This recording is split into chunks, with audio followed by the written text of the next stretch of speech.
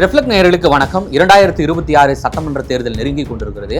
ஆனால் இந்த தேர்தல் நெருங்கி கொண்டிருக்கிற இந்த சமயத்தில் கூட போதைப் பொருளும் போதை ஆசாமிகளின் அட்டூழியமும் வன்முறையிலும் குறைந்த பாடில்லை. தலைவிரித்து ஆடுகின்றது. தினம் தினமும் இவர்கள் என்ன செய்ய போகின்றார்கள் என்ற அச்சம் பொதுமக்கள் மத்தியில் எழுந்து கொண்டிருக்கிறது. அதை பற்றி தான் இந்த பதிவுல பார்க்க போறோம். வாங்க.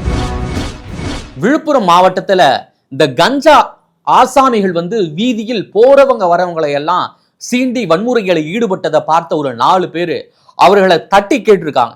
ஆனா அந்த போதை ஆசாமிகள் கொஞ்சம் கூட பயம் இல்லாம அந்த தட்டி கேட்ட 4 பேர் அரிவாளால் வெட்ட முயன்று இருக்காங்க. அவங்கள வீதி வீதியா துரத்திருக்காங்க. அந்த காணொளி சமூக வலைதளத்தில் வெளியாகி ரொம்ப அச்சத்தை ஏற்படுத்தியிருக்கு பொதுமக்கள் மத்தியில. சமூகம் எதை நோக்கி போகின்றது என்பதே ஒரு மிகப்பெரிய கேள்விக்குறியா இருக்கு. புத்தகம் தூக்க வேண்டிய வயசுல எல்லாம் இப்போ மாணவர்கள் அரிவாளை தூக்கி கொண்டு திரிகிறாங்க அப்படின்ற போல அச்சம் பொதுமக்கள் மத்தியில் இருக்கு. ஏன் அண்மையில பார்த்தோம்னா திருத்தணி கிட்ட ஓடும் ரயில்ல ஒரு வடமாநில தொழிலாளிய ஒரு 4 பள்ளி பசங்க, ஸ்கூல் படிக்கிற பசங்க, 18 வயசு கூட நிரம்பாத அந்த சிறார்கள் அந்த வடமாநில தொழிலாளிய கஞ்சா போட்டு அந்த தொழிலாளியை சராமாரியா வெட்டினா காணொலியும் வெளியா இருந்தது.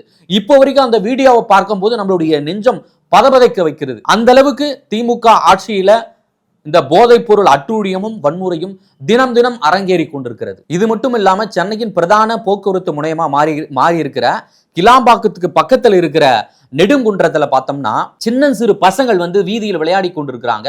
அவங்கள இந்த போதை ஆசாமிகளை அடித்து துன்புறுத்தி இருக்காங்க. அவங்களுக்கு என்ன செய்வதென்றே தெரியல. அந்த அளவுக்கு போதை தலைக்கேறி போச்சு. சாதாரண குழந்தைகள் ஒரு நள்ளிரவு நேரத்துல வீதியில கேரம் போர்டு விளையாடுறாங்க.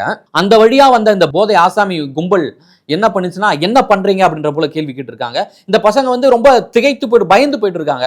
இன்னும் அவங்க குடிச்சிட்டு போதையில நம்ம கிட்ட என்ன அலும்பல் பண்றாங்க அப்படின்ற போல. ஆனா அதை அவங்க கொஞ்சம் கூட மதிக்காம என்ன பண்றீங்க, அந்த பசங்க கிட்ட அட்டூழியத்தில் ஈடுபட்டு அந்த கேரம் போர்டை உடைச்சு கேள்வி கேட்டவங்களை, அந்த வீதியில இருந்து கேள்வி கேட்டவங்களை ஓட விரட்டி வெட்டி இருக்காங்க. அது மட்டும் இல்லாம நள்ளிரவுல ஒவ்வொரு வீடா புகுந்து அரிவாளால் வெட்டி அராஜகத்தில் ஈடுபட்டு இருக்காங்க. அது போன்ற அந்த காணொலியும் சமூக வலைதளத்தில் வெளியாக இருந்ததை எல்லாருமே பார்த்திருப்போம். இது குறித்து காவல்துறை வழக்கு பதிவு செய்தும் இப்போ வரைக்கும் அந்த விசாரணை நீண்டு கொண்டுதான் போகுது. தொடர்ந்து கிளாம்பாக்கம் மட்டும் இல்லாம இந்த சென்னை சுற்றுவட்டார பகுதியெல்லாம் குறிப்பா பார்த்தோம்னா தினம் தினம் இது போன்ற ஒரு சம்பவம் அரங்கேறி கொண்டுதான் இருக்கிறது.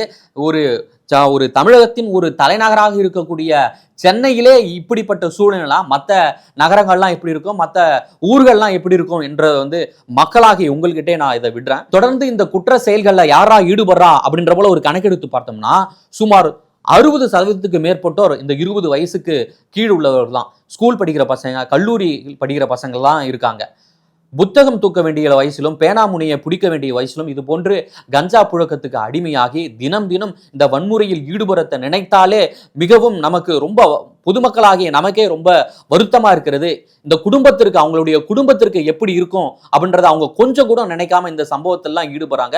கஞ்சா புழக்கத்திற்கு அடிமையாகிறாங்க. கடந்த 5 ஆண்டுகள்ல இந்த சிறார்களின் எண்ணிக்கையை கணக்கெடுத்து பார்த்தால் நமக்கே நெஞ்சம் வைக்கும் அளவில் தான் அந்த எண்ணிக்கை இருக்கு. ஆகவே இந்த சின்ன வயசுல ஆயுதங்களை தூக்கி குற்றவாளியா நிக்கிறத பார்த்தா நமக்கே ரொம்ப கஷ்டமா இருக்கு.